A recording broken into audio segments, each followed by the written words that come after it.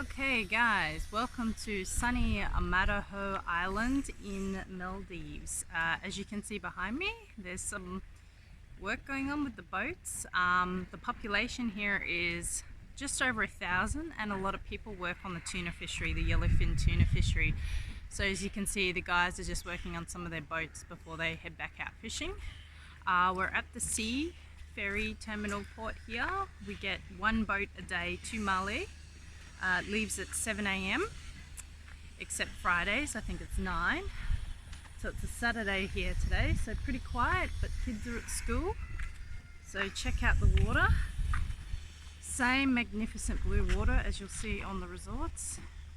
Just a fraction of the price and extremely quiet. So you can see just in the distance here the seawall, and that's where the boat comes in. It takes about 1.5 hours to travel out here from Mali. Boat leaves at 11 a.m. and arrives at 12:30, and then going back it leaves at 7 a.m. arrives at 8:30.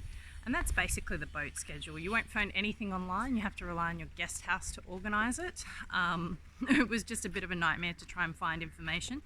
But look, if you book a guest house with booking.com or just directly online for one of the islands, you will be able to get them to organise it. Then you just pay cash to the boat driver when you're on the boat. Really nice speedboat. So you have two options, obviously the ferry, which is about $4 and you can get that several times a day. There's a public ferry. But it's 4.5 hours, or you just get the public speedboat, which is $25, an hour and a half, and you're guaranteed to have no hassles. The public speedboat is quite refreshing, not too big, don't get seasick.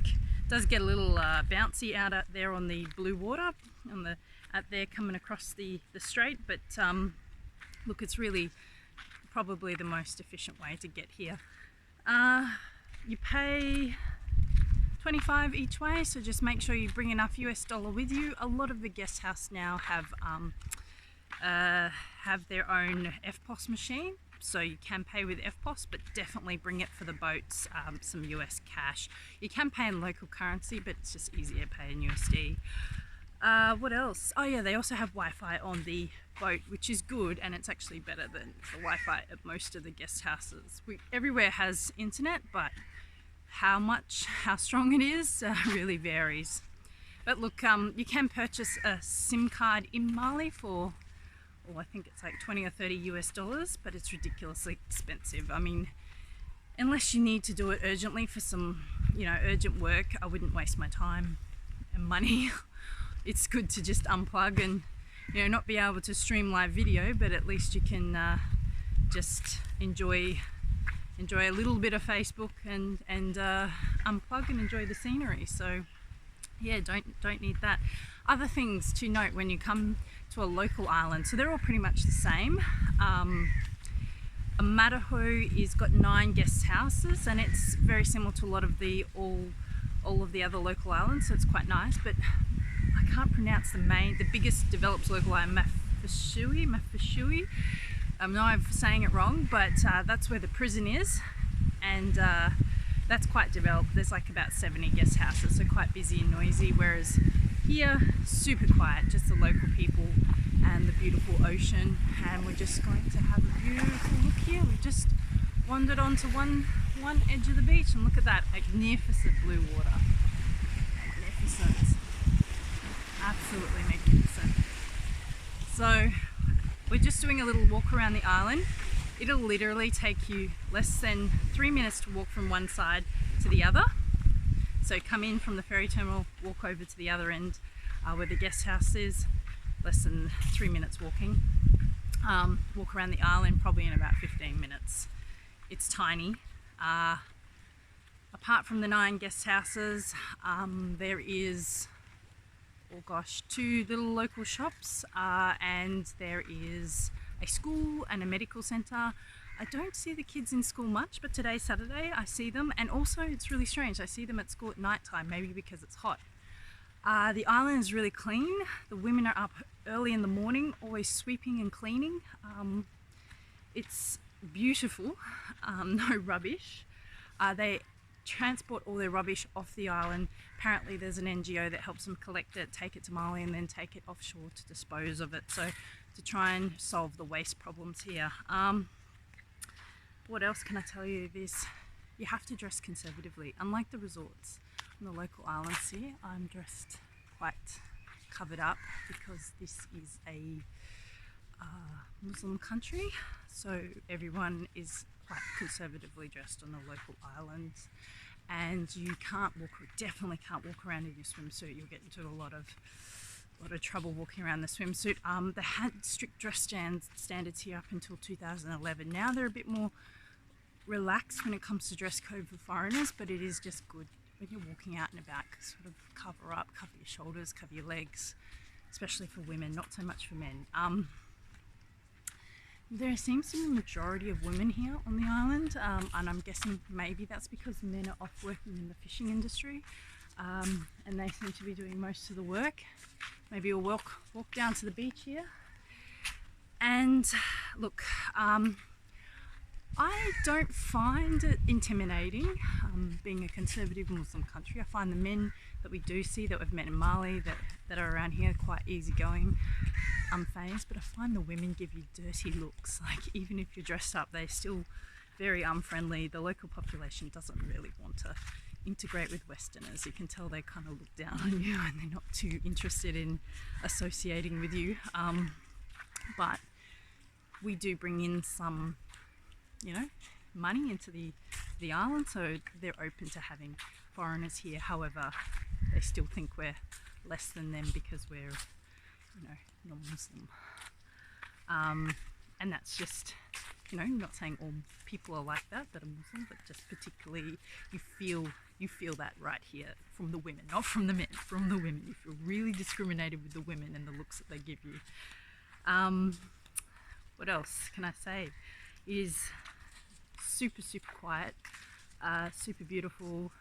It's got great reef, and it's a really good alternative if you want to just come and chill out in the Maldives on a lower budget. Mindful again, there's only one place where you can wear your swimsuit.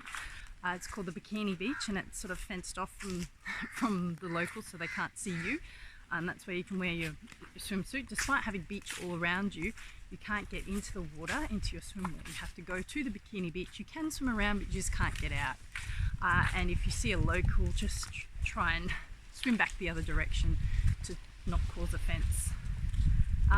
But look, apart from that, if you're not somebody that really likes to strip off and you don't mind being a bit modest with your attire, then it's not so bad. You check out here, so many of these awesome little lazy chairs everywhere you go, and there are lots of just chilling out here on these lazy chairs, lots of sea swings. As you can see, we're walking around and you just very rarely see any other tourists, and if you do see a local person, they kind of just scurry along and run and hide because they don't want to associate with us. But so you really feel like you're on a deserted island most of the time. It's really wonderful. Like I said too, there are two shops, but those shops are closed several times a day for prayer. And there isn't a lot of things that you can buy in the shops, particularly if you need snacks or food or just general water and things like that. So keep in mind, you can't drink the water out of a tap. It is coming from the ground, but they don't have any drinking water. Everything's imported from Mali, and Mali itself was importing a lot of stuff. I mean, now they have a desalination plant, but again, it's very difficult to get water. So try and stock up before you come over. When you come over from the main island, if there's particular food that you want to bring, or particularly if you want to be healthy and you don't eat seafood, stock up on snacks. I hate seafood. This is a wonderful place to have an abundance amount of seafood. It's just fresh yellowfin tuna, reef fish, everything you can imagine. Beautiful seafood, but I hate it with a passion. My parents are marine scientists and I can't stand seafood. I've just been traumatized from it. So yeah, look at this. Again, magnificent. So we could technically swim here. If we just saw a local, we just need to make sure we cover up or stay in the water. just to, you know, not show too much. I swim in a t-shirt and shorts anyway, so apparently that's not too offensive, but still you can see my legs. So just out of respect, try to keep out of sight. But as you can see, it's quite easy to do because there's nobody around. Another thing to keep in mind is you can't drink here. So it didn't really cross my mind because I don't drink, but I imagine when a lot of people come to these kind of places, they would like to have maybe a nice beer or wine on the beach, and it's impossible in the whole of Maldives. So if you try to bring alcohol in at the airport, even if you bring it duty free, you have to have it in a sealed bag. The customs will take it off you. Apparently they'll give it back at the end. But don't even try to bring in alcohol, you'll get into a lot of trouble. So your trip to the Maldives, if you're traveling to Mali and the local islands, will be alcohol free. If you do stay in the resorts, they have licenses to be able to you know, drink alcohol, strip off, pretty much anything goes on the resorts. They're completely different rules compared to the rest of the country. So keep that in mind. You'll be an alcohol-free time, which is not so bad. You can get Coke and Sprite here, and water. So what else? What else can I tell you about? Yeah, just bring your snacks. Pretty much you can only eat at your guest house. Even though there are 9 guest houses, it's not really common to go and eat at somebody else's guest house. So you're kind of stuck with the guest house you're at. So just eat. Just sort of, yeah, just have a look, see if you can find the menu beforehand. Our guest house is nice, but it's just all seafood, and I hate seafood. And I imagine that would be the same for many other guest houses. So I would say, yeah, look, it's not overly expensive if you want to eat at your guest house. No restaurants, no cafes, obviously. Someone here is coming up behind me. You know what, they're just curious, I suppose. So yeah, look, if you eat at the guest house, it's about between 10 and 15 US dollars per meal. Your breakfast is included. I don't know if you eat breakfast, lunch and dinner, but I certainly can't eat lunch and dinner, so I generally just eat breakfast and dinner. The dinners are quite beautiful. They serve them always out on the beach. We have our dinner out on the main beach so you can watch the sunset, and yeah, look, it's lovely. The food is really awful, and that will be the case everywhere in all the guest houses. And one of the reasons is, again, imported. So they try to import fruit and vegetables, so by the time you eat any fruit, it's kind of old. They bring in apples and oranges, especially the apples have that sort of floury taste that's not very nice. And what I can say about the meat, they have beef, but it's just like, oh my gosh, it's like rubber to chew and just not flavoursome, and everything is overkill on chili. Like, I live in Asia, I thought I could handle chili, but I can't handle Maldivian chili. Like, it's just too spicy. Everything is too spicy to eat. So I've resorted to just ordering boiled vegetables, rice and roti, just because I cannot eat the food. And again, I live in Asia. I'm pretty simple when it comes to eating, but this food is just too much for me, too spicy. So yeah, you don't come here for the food. You don't come here for the alcohol. You don't come here for parties. You pretty much just come here if you want to do nothing. You can do activities. So walking down, we've got a couple of options here. I can walk this way to this wonderful end of the beach that will take me towards the Bikini Beach, and probably this little deserted beach might be nice. So anyway, yeah, look, you can do activities. So for about 50 US dollars per person, they'll take you out fishing for the day. You can swim with whale sharks. You can go diving, snorkeling. You can visit the other islands. You can also do a day trip to the resort islands for 130 US dollars. So if you want to spend a day there and just enjoy life out on the resort islands, you can do that as well. So it's quite yeah, like everything, all the activities actually you do in the resort, you could do here as well, except the resort you'll pay 3 to 4 times the price, whereas here you're looking around 50 US per person. Me personally, I can't be bothered doing anything. I'm too tired. I live in Sri Lanka, so you know, life is so hectic there. I don't really need to go and do all this snorkeling and things like that. Yeah, it's just you know, I can do all that back there, and plus I'm also from Australia. I've swum with whale sharks, so to me I just want to chill out and be left alone. Just taking you now to their rubbish burn. So as I mentioned, everything's imported and then everything has to be exported off the island in terms of rubbish, except now they have these pits. They actually burn plastic here as well, which is not great. It's really not great. And then the ladies will sit here, and so the fumes go that way, but they still can inhale some of these fumes. So if you know anything about science, like burning plastic is really bad. It's really going to make you sick. So maybe you can see here into this pit. Have a look. So they've put plastic and waste, just household waste, but it saves it going to this beautiful pristine beach. So this is the rubbish dump. So yeah, not a great long-term solution, especially for people's health.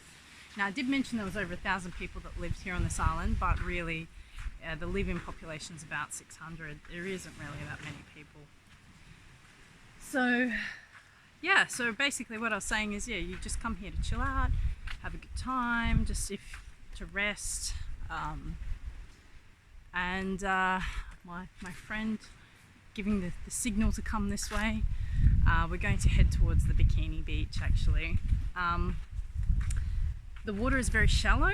If you can see behind me, you can see the light blue part and then the dark blue part. So the light blue part is very shallow, and then you'll see a lot of manta rays. We've seen stingrays swimming along there, and then just on the edge where it becomes blue is a deep coral reef drop off, so you can actually snorkel along there, and the guest houses will actually give you free snorkel and mask, so you can actually go and snorkel and whatever else along the edge there, but do not do it unless you're a strong swimmer. So be prepared. Currents go along the drop off there, and you have to sort of know how to sort of read the current and know how to get in it if you get caught up. So they have had a few incidences of people that are not strong swimmers.